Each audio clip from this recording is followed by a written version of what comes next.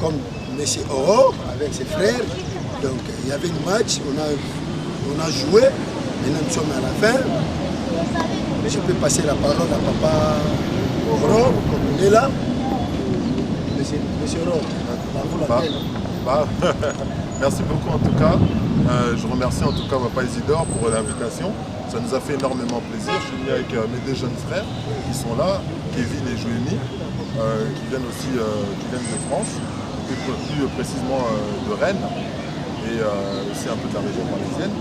Donc on est venu ici pour sur l'invitation de Papa Isidore pour ce sport justement qui est en train de se développer, qui s'appelle le Ndouenga Ball. Franchement, après avoir soutenu justement de loin ce sport avec des petits dons, divers dons, mais là on est venu vraiment pour assister à ce match, à un petit match, une petite représentation qu'ils nous ont fait. Et ça a été super, super intéressant. On a quand même, nous qui sommes des footballeurs, hein, nous à la base on est des footballeurs, mais d'apprendre qu'on a un sport au Congo, un sport qui est à nous, qui est inventé par les Congolais, et c'est vraiment, on va dire, c'est vraiment chaleureux de voir ça. On a vu des jeunes justement que vous pouvez prendre en image justement, qui sont investis justement sur ce sport-là. Nous, le but, ce serait bien, ce serait de pouvoir développer.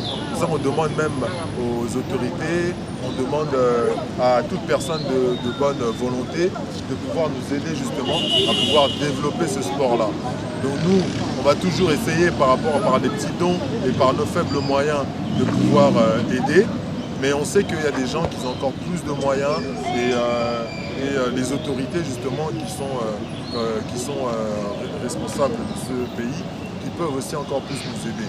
Bon, je me suis exprimé en français parce que peut-être pour pouvoir toucher un peu tous les horizons, parce que le but c'est justement que ce sport soit mondialisé.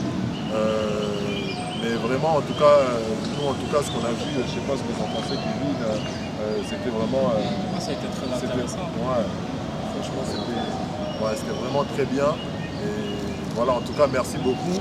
Et surtout, soutenir les jeunes qui sont là, tous ces jeunes qui sont là, qui veulent demain peut-être devenir justement des professionnels du Ndouenga Ball. Parce que c'est un sport où est-ce que tout a commencé comme ça, le football aussi a commencé comme ça.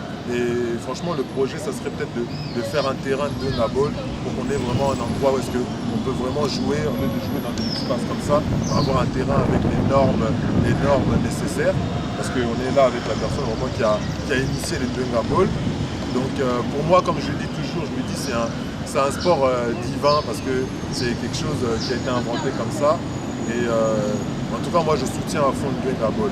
Je soutiens à fond le Ndouenga Ball et j'espère que vous pourrez nous aider à pouvoir aussi soutenir le Ndouenga Ball. On aimerait aussi savoir quel est votre but concernant le Ndouenga Ball. Quel est mon but? Notre but, justement, voilà, nous, on est des gens de bonne volonté. Hein. Je pense que vous avez vu un peu l'action qui s'est passée tout à l'heure. On est des gens de bonne volonté. Ça veut dire qu'on aide les gens qui sont dans le besoin. Ça veut dire que moi on a une fondation qui s'appelle Boboko justement, on aide tout ce qui est, on travaille dans tout ce qui est sportif, le milieu sportif en fait, aider en fait les infrastructures à développer, on est aussi dans la nutrition sportive, mais on est vraiment avec la fondation. Le but avec Ndouenga Ball, c'est pouvoir aider. Notre première action qu'on aimerait bien faire demain, ce serait peut-être, ce serait vraiment de faire quoi? De pouvoir avoir un terrain Ndouenga Ball, comme je viens de vous le dire. Donc c'est-à-dire c'est le projet primaire, on va dire le grand projet primaire, la première action, ça serait ça.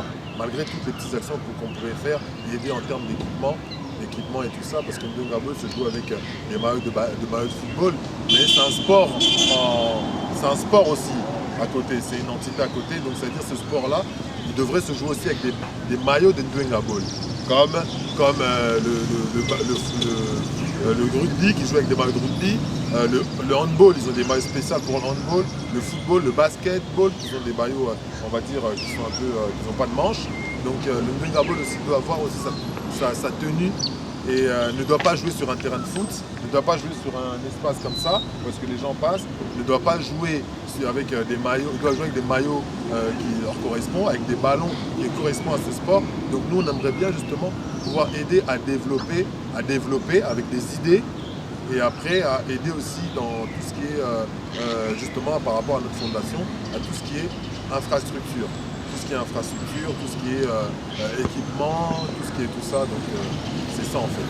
C'est ça notre apport qu'on pourrait faire en Gabon.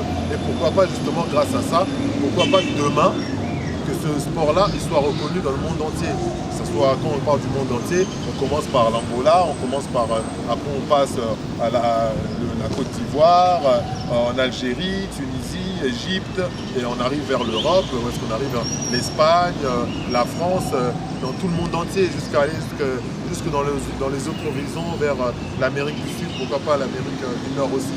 Donc le but ce serait vraiment de pouvoir le développer. Donc pourquoi pas ces jeunes qui ont commencé à initier, parce que vous êtes les initiateurs. Donc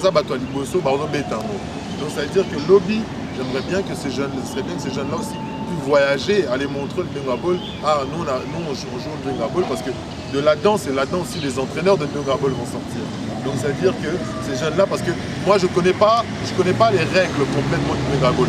J'ai appris tout de suite les règles. Mais qui m'a appris les règles? C'est ces jeunes-là en jouant. Justement, ils m'ont appris les règles. Ils ont tous appris les règles en jouant. Donc ça veut dire que demain, c'est ces jeunes-là aussi qui vont nous apprendre les règles, à apprendre des règles à d'autres personnes. Pourquoi pas en Europe, à expliquer à des jeunes là-bas en Europe, bah t'as un Ndingabol boé. Ah ouais, ndé boé, au sali faute. Ah ouais, penalty. Ah ouais, boé. Donc, dans mon pays, il y a des termes.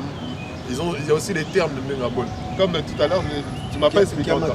Kamatondo, ça veut dire quoi? Parce que depuis tout à l'heure, Kamatondo, on a retourné Engo le Banin. En fait, c'était prévu que je vous ai pris. Oui, c'est vrai qu'on était pris aussi. Mais peut-être plus tard. D'accord, ok. Donc il y a aussi des termes de Ndingabol. C'est comme dans le football, il y a des termes qui sont là. Donc franchement, voilà, nous aussi, justement, on a été en tout cas très surpris que c'est un sport qui a débuté il y a 5 ans. Il y a 5 ans. 5 ans, mais qui a vraiment, on va dire, qui a quand même une structure. Faut pas négliger ça. C'est une structure. C'est pas un sport qui a débuté et puis dosé. Ben non, il y a des règles. J'ai vu qu'il y avait un arbitre. Il a arbitré. D'ailleurs, aussi un grand joueur de Ndingabol nous a dit. J'espère que la prochaine fois on pourra le voir aussi jouer. Parce que là, on a vu les jeunes jouer, mais il y a aussi des adultes qui jouent. Donc franchement, le but, je ne vais pas m'externiser et puis prendre beaucoup de temps à la caméra. Mais vraiment, notre but principal, c'est pouvoir de donner un coup de main au Ndingabol par n'importe quel canal, c'est-à-dire soit peut-être dans la communication comme on est en train de faire là, dans les aides en termes d'équipement, dans plein de choses en fait qu'on pourrait donner notre coup de main.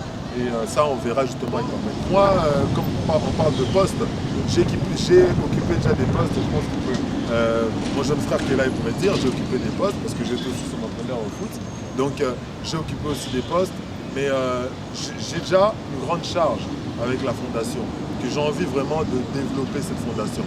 C'est-à-dire que cette charge-là que j'ai pour la fondation, pour pouvoir justement aider les jeunes dans tout ce qui est structure, dans tout ce qui est dans tous les sports en fait. On commençait déjà à faire certaines actions au niveau du judo, on a aussi des actions au niveau du foot, on a des actions qu'on a commencées au niveau du Ndingabol, qu'on va développer dans tous les sports possibles. Mais occuper un poste dans le Ndingabol, je ne pense pas que je pourrais occuper directement un poste dans le Ndingabol tout de suite. Parce que tout simplement j'ai beaucoup de charges tout. Mais en tout cas, je suis ouvert et disposé à pouvoir donner mon coup de main dans le Ndingabol sans occuper un poste. Parce qu'un poste, c'est une charge. Vous savez, quand on dit à quelqu'un, ouais, les lots commis aux directeur artistique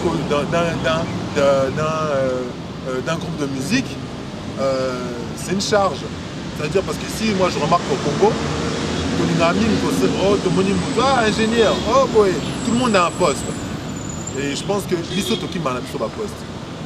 Parce qu'on sait que c'est une grande charge d'avoir un poste. Et quand tu as une charge, pourquoi Toki Mango? Parce qu'il faut l'assumer.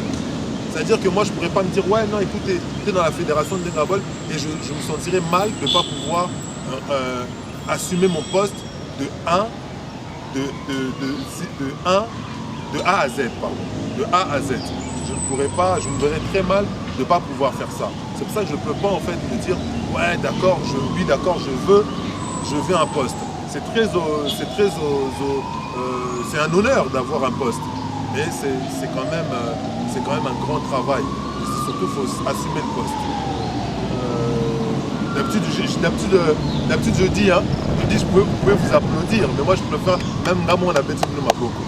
Parce que franchement, je suis content de pouvoir. Je pensais pas que je pouvais voir ça en fait.